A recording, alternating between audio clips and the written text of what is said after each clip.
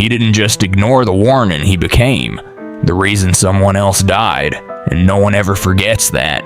Waverly, Tennessee remembers it every August, the way some towns remember gunshots or sirens like something terrible folded into the air and never left. Daniel Briggs didn't plan on being a lesson, he just wanted to sit in his house and wait for the rain to go away, the same way it always had. His neighbors called him stubborn, his sister called him foolish. The news would later call him a survivor, but Daniel never really believed any of those labels fit. The truth was simpler and heavier than that. He stayed because he loved that house more than he feared the storm. His wife had died 5 years earlier in a hospital bed, surrounded by beeping machines and empty goodbyes, and the only place she still felt alive was inside those faded walls. The kitchen still smelled like her peach cobbler. The closet still held her old scarf, folded like a memory no one wanted to wake up from. Daniel had lived through worse, he told himself. He'd seen floods before, watched the river rise and fall without ever touching his porch. Every summer there were warnings, and every summer the town overreacted. Boarded up windows, packed cars drove off like the sky was about to break. Daniel stayed put not because he didn't care, but because he did maybe too much. Rusty, his old golden retriever, paced the living room that morning, uneasy before the rain even started. The phone buzzed again, another flood alert. He turned it off. The radio changed its tone too, switching from bluegrass to urgent voices reading out evacuation routes like it was a fire drill.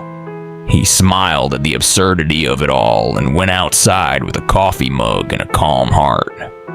Emma and Carl next door were rushing to load their SUV. Emma yelled across the yard. Daniel waved her off. Carl tried to say something, but it got lost in the wind that had begun to bend the trees like paper skeletons. The air was thick, like it hadn't decided what it wanted to do. Daniel rocked slowly in his chair, same rhythm he always used on sleepless nights when he missed her most. The rocking creaked a little more today, like the house was whispering its own warning, but he didn't hear it, or maybe he refused to. He believed in staying grounded and holding his ground and not being one of those people who ran just because the sky got dark. He watched the first drops fall on his driveway and felt them like forgiveness. Nothing serious, nothing new, not yet. And that was the problem. It never feels serious until it's too late. The rain came like a whisper at first, soft and scattered barely enough to wet the topsoil. But Daniel felt something shift in the way the wind curled around his porch columns, like it was warning him in a language too old for words. By mid-morning, the light outside had turned an eerie shade of gray. Not the gray of cloud cover, but the kind of gray that made everything look still, like a photograph of a moment about to break. Daniel walked the perimeter of his backyard out of habit, checking the gutters, the storm drain near the fence, and the wooden beams along the shed that creaked more than usual. Everything looked fine, almost too fine, and that was what worried him. Still, he told himself storms bluff all the time, and the weather folks made a living off panic. He sat back in the kitchen, poured himself another cup of coffee, and listened as the news played in the background. They were listing counties under evacuation, and Waverly had just been added. There it was, finally the official call. He looked at the front door like it was daring him to walk out, to leave everything behind, to admit maybe he was wrong this time. He didn't move. Outside, water began pooling at the end of the street. Not fast, not loud, but steadily like a secret being confessed inch by inch. Emma knocked on the window this time, more urgent than before. Her SUV was running headlights on trunk open. She pointed to the rising water and then to her watch. Carl stood behind her, shaking his head. Daniel opened the window just enough to say, "I'm staying. I'll be fine." He smiled again, though it felt forced now. Emma didn't argue. She just looked at him like she didn't know him at all. They left 5 minutes later, the SUV rolling through water that already reached halfway up the tires. That's when Daniel noticed Rusty was trembling under the table. The dog never did that, not even during fireworks on the 4th of July. He kneeled beside him, tried to calm him down, but his own hands were starting to shake too, just a little. Still, he didn't pack a bag, didn't call Sarah back, didn't move the wedding photo from the mantel to somewhere safe. Instead, he stood at the doorway, watching the road disappear under a murky sheet of brown, realizing too late that the streetlights had all gone dark. The power was still on in his house for now, but the town was going quiet, one flickering bulb at a time. A siren wailed in the distance, the kind used for tornadoes, but this wasn't a twister, and it wasn't coming from the sky. It was the emergency warning tower finally catching up to reality. The river wasn't rising anymore. It was spilling, leaking into streets, lapping against tires, curving through yards like it belonged there. Daniel stepped onto the porch again, and this time the air hit him like a slap cold and saturated. There was no breeze, only pressure, and every creak of the trees felt like a groan of something ancient waking up. Rusty barked once sharp and high and bolted toward the back of the house. Daniel didn't follow. He just stood there and stared at the water rising faster now with nowhere left to go. The street was no longer a street. It was a slow, unstoppable tide creeping toward the doorstep of everything he refused to leave behind. It didn't come like a wave. It came like a betrayal, slow creeping, deliberate.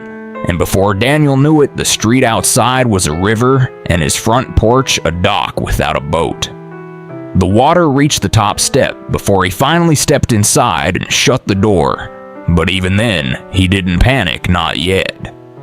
He turned on the television and saw aerial footage of Waverly the drone view showing his neighborhood already submerged. Halfway down the block, roofs were the only thing left to identify whose house was whose. The news anchor's voice cracked, trying to keep composure as they read off the names of missing persons. Daniel muted the TV. He didn't need confirmation of what his eyes already knew. Outside, the trees bent lower than ever. The wind had gone, but in its place was a silence that rang louder than thunder. He grabbed his flashlight, opened the back door, and realized the yard was gone, replaced by a sheet of brown water swirling with bits of trash and tree limbs, and something that looked too much like a bicycle. Rusty barked again from the top of the stairs. Daniel turned and realized the dog had retreated to the second floor, soaking wet from an earlier venture outside. His paws left muddy prints on each step. Daniel followed him up, not because he believed things would get worse, but because he needed to see the world from a higher place, from somewhere that still felt safe. When he reached the bedroom window, the view took his breath away. Not because it was beautiful, but because it was final. There were no streets, no sidewalks, no neighbors' mailboxes, just water stretching block after block, swallowing fences and swallowing time. A memory of a summer picnic floated across his vision, then vanished beneath the surface, and in that moment Daniel felt it not fear, but guilt. The kind of guilt that doesn't arrive in full until it's too late. He thought of Emma and Carl, of how their SUV barely cleared the corner, how if he had needed help now, they wouldn't be able to return. He checked his phone. No service, no Wi-Fi. The cell towers must have drowned too. He sat on the edge of the bed with Rusty leaning into his leg. The flashlight flickered once, twice, then held steady. He went back downstairs and pushed towels against the bottom of the front door as if that would make a difference. The power was still holding on, but every flicker of the overhead lights felt like a countdown. He filled the bathtub with water, not for bathing, but for drinking just in case. Then he remembered the attic. He hadn't been up there in years, since before Linda died. Her things were still stored there. Boxes of photos, old quilts, Christmas decorations. He grabbed a step stool and opened the hatch. Rusty watched him from the hallway, unmoving. Daniel climbed into the darkness, pulled the string light, and saw the dust swirl around him like ghosts. The air was hot, thick, and stale, but dry for now. He went back down, packed a duffel with essentials, water, granola bars, flashlight batteries, his blood pressure medication, and the last good photo of him and Linda standing on that same porch, smiling like they had the rest of forever to look forward to. The water reached the door frame by late afternoon. The streetlights shorted one by one with sparks that barely made a sound. The entire neighborhood seemed dim like a theater set losing power. And that's when the first knock came not at the door, but from across the water. A voice yelling, "Daniel, Daniel, help!" It was Carl. He was back in a kayak, paddling furiously with one arm the other clutching a bright orange life vest. Emma's voice followed, urgent, broken. "We thought you left." Daniel couldn't respond fast enough. He opened the door and the water poured in cold and fast like a warning. Carl steered close, grabbed the porch post, and yelled again. "We have to go now. It's coming faster upstream." The dam cracked. Daniel hesitated, not because he didn't want to go, but because he had waited too long to know how. "Daniel, move," Carl shouted. "I've got a spot for Rusty too."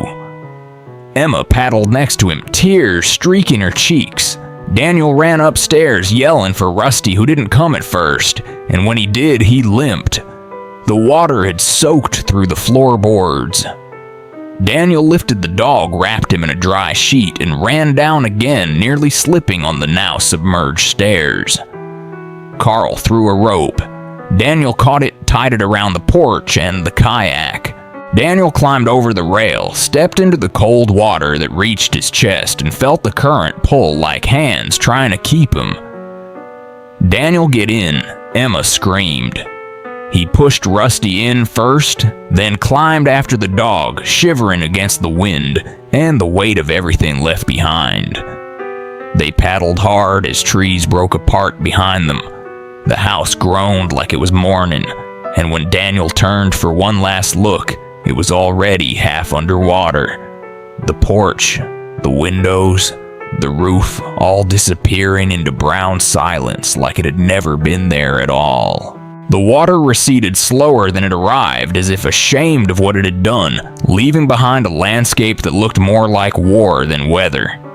Daniel stood where his porch used to be now, just a line of wet concrete surrounded by debris and broken memories. Trees were uprooted, fences twisted like ribbon, the mailbox gone entirely. Across the street, the Carters' home had collapsed into itself, a wooden skeleton cradling silence. Emma and Carl were gone, their kayak found a mile downstream, empty, caught in a tangle of power lines. Daniel had survived, but he did not feel lucky. The town of Waverly was unrecognizable, its heartbeat drowned and stilled. The air smelled of rot and gasoline, of mold and grief. Volunteers came with clipboards and rubber boots, asking names, checking addresses, trying to match the living with the missing. Daniel gave his name like it didn't belong to him, like it was something he borrowed from a better man. When they asked about others on his street, he gave what details he could. But when they asked why he stayed, he had no answer. He returned to the skeleton of his house, climbed what remained of the stairs, and sat with Rusty in the sun. The dog, thinner, now quieter, like him. There were no more helicopters overhead, no sirens, just the hum of generators and the quiet sobs of people sorting through the mud. Daniel found Linda's photo in the attic, still dry, still smiling, and placed it on a water-stained window ledge. He couldn't bury anything yet, not physically, but the weight inside him was heavy enough to count as grief. The guilt didn't come all at once. It grew like mold, slow, invasive in every quiet moment, in every what if that played on a loop. He thought about the moment he heard Carl's voice through the flood, about the seconds he hesitated. He wondered if one less second could have changed everything. The shelters were full, but the church gym took in the rest. Rows of cots, bowls of canned soup, the smell of bleach, failing to erase the stench of loss. People walked around holding photos, asking strangers if they'd seen their brother, their wife, their child. Daniel kept his head down. The mayor gave a speech with a trembling voice, promising resilience, promising funding, promising nothing that would bring back the dead. Daniel didn't blame him. No one knew how to prepare for water that swallowed homes like sandcastles. No one but the weather service, the meteorologists, the warnings he ignored. Every time he closed his eyes, he heard the same 3 words: "You were warned." He wanted to explain to someone, to anyone, that it wasn't arrogance, not really. It was memory. It was love. He stayed for the smell of Linda's old blanket, for the creak of the floorboard in the hallway where they used to dance without music. He stayed because leaving felt like losing her again. But memory doesn't keep the house dry, and love doesn't make you buoyant. He knew that now. On the 5th day, they began recovery. The bodies were pulled from under cars, from treetops, from roofs where they had waited too long. Daniel helped where he could, handing out bottled water, folding tarps, saying little. When they handed him a shovel and pointed to a yard filled with debris, he dug like he was unearthing himself. Every shovelful of mud was a confession. He didn't speak until someone handed him a child's shoe, red, covered in mud, the Velcro strap half ripped. He stared at it for a long time, then walked away, and no one stopped him. He returned to the empty frame of his home, stood in the middle, and whispered her name. Not Linda's, not Rusty's, Emma. He didn't know why it was hers that surfaced first. Maybe because she believed in him. Maybe because she came back. The guilt, the loss, the silence, they didn't go away. They settled in. They lived with him now. When the FEMA trailers arrived, Daniel refused. He bought a tent instead, pitched it on his ruined foundation, and called it home. Not because he was stubborn, but because he wanted to hear the silence every night. He wanted to remember. Some choices don't kill you right away. Some just ask you to live with them. Some mornings, Daniel would wake and forget for half a second that the flood had happened. Then he would shift in his tent, and the sound of plastic crinkling under his elbow would bring it all rushing back. He had no walls, no ceilings, just the open sky above and a floor of cracked earth below. The grass had not returned, and neither had most of the neighbors. The silence was not peaceful. It was vacant, like a house emptied after an estate sale. He spent hours sitting on the foundation, staring at nothing, his hands covered in old calluses from lifting debris that no one asked him to move. He kept the photo of Linda in a tin box near his cot, opening it once a day, as if it might change. Her smile never did. She looked forever untouched by water, by loss, by him. The memory of her voice was starting to fade, not gone, just muffled like it was trapped behind a wall he could not break through. He stopped counting the days. FEMA had come and gone, volunteers too. They offered help, but he declined, not out of pride, but because he felt undeserving. What could they fix that was not already broken inside? The grocery store had reopened a few blocks over, and when Daniel walked there, people gave him the kind of look reserved for those who returned from something the rest never saw. The kind of stare that mixes pity with unease, like they were afraid the flood might still be clinging to him. He did not talk much anymore, and when he did, it was usually to Rusty, who had grown quieter, too older even. His eyes followed Daniel everywhere, like the dog was waiting for another mistake to happen. Daniel tried to write once a letter to Carl's family, but every word felt dishonest.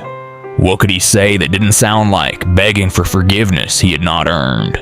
He burned the letter in a coffee can and watched the ashes scatter into the muddy wind. He started dreaming of water, not waves, but stillness. He would be walking through his childhood home, then step into the hallway, and it would be ankle deep, knee deep, chest deep before he could run. And always Linda would be standing there just out of reach, just behind the glass. Sometimes she would smile, sometimes she would turn away. The dreams clung to him like mildew, refusing to lift even after coffee, even after the sun. He did not want to leave the foundation, even when invited to sleep indoors by former neighbors, even when his sister called from another state and offered a room. Her voice sounded like it belonged to someone from a different world, clean, dry, safe. He told her he needed more time. She did not argue. She just sighed, long and slow, and said, "Okay, you call me if something changes, all right." He said he would, but he didn't mean it. The guilt was not loud. It didn't shout or scream. It whispered, and the whisper followed him everywhere. It lived in the ruined floorboards and the warped remains of the dining table, in the empty nail where their wedding photo once hung. He could still see the outline of the frame darker than the wall around it, a ghost, not of a person, but of a decision. Every time he closed his eyes, he saw it. The second he turned down the evacuation notice, the moment he muttered, "It won't be that bad," the shrug, the silence, the storm that followed. Some memories do not rot, do not fade, do not dry. They settle in and live with you. They build a home in your head and they never leave. And Daniel knew now, some decisions do not just change your life, they rewrite it. In the quiet that followed the months of chaos, Daniel began to understand that the worst damage had not been done by the flood, but by the silence that came after the empty chairs that would never be filled again. The birthdays never celebrated. The voices never heard again. The warning signs had not been subtle, and yet he had found a way to ignore them, convincing himself that this time would be different, that the water would stop before it reached his street, that the memories tucked into the corners of his house were more important than the lives around it. And now, standing in the middle of a neighborhood that had turned into a ghost map of what once was, he realized that fear had not killed his friends. Stubbornness had, and pride, and the belief that bad things only happened to people who did not prepare enough. He had prepared, he had stocked food, sealed windows, packed sandbags. He had been ready for everything except being wrong. The town had moved on in pieces, houses rebuilt, trees replanted, but grief did not follow a schedule.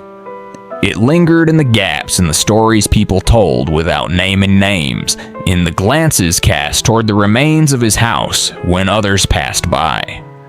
No one said it to his face, but Daniel knew they blamed him not out loud but in their hearts, and he could not blame them back because part of him agreed. He had stayed behind to guard wood and glass, and in doing so blocked rescue trucks, forced neighbors to delay their exit, argued with Carl on the phone, and told him to stop being dramatic. By the time Daniel changed his mind, the roads were gone, and Carl was gone too. Sometimes one bad decision is not just a mistake, it is a domino, and Daniel watched them fall one after the other. The lesson carved into him was not subtle. It was etched into the very soil he walked on, into the emptiness of Linda's pillow, into the eyes of Rusty, who never barked anymore, just watched and waited. Forgiveness never came in the way he hoped. There were no grand gestures, no absolution, just the slow rebuilding of trust, through actions that could not undo the past, but might prevent someone else's future from ending the same way. Daniel began volunteering for weather alert systems, became the first to knock on doors when new floods threatened. He talked to families, reminded them that their lives mattered more than their homes. that there is no trophy for staying put, that sometimes being brave means leaving, not staying. He shared his story not for pity, but as a warning told at schools, town halls, churches, always ending with the same words. I thought I was doing the right thing. I thought I could wait it out, and I was wrong, and that mistake cost more than I ever imagined. And people listened, some with tears, some with doubt, but enough heard it to make the telling worth it. And in that telling, Daniel found the smallest measure of peace, not because the pain was gone, but because it had been given a purpose. The storm had taken so much, but it had left behind a lesson, and Daniel made sure it would never be ignored again. The signs were always there. The clouds didn't lie. The sirens didn't whisper. And yet Daniel stayed. Not because he was foolish, but because he believed he had time. He believed that warnings were for other people. He believed that holding on meant being strong. But what he learned and what he left behind is a truth we all need to carry. One bad decision can reshape a life, but it can also reshape a neighborhood, a family, a legacy. It is not always a monster that brings horror. Sometimes it is pride, sometimes hesitation, sometimes it is the quiet voice that tells you to wait just a little longer. The price Daniel paid was not only his, it was carved into every silence left behind, every empty chair, every closed door that should have remained open. And that price began with a single moment of doubt.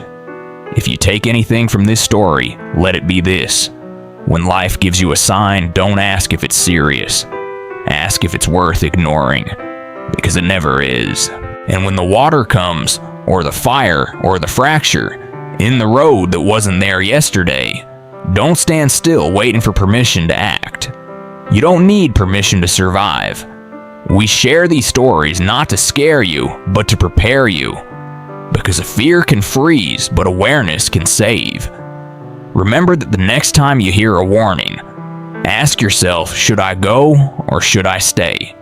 And maybe you'll move before the storm reaches your door.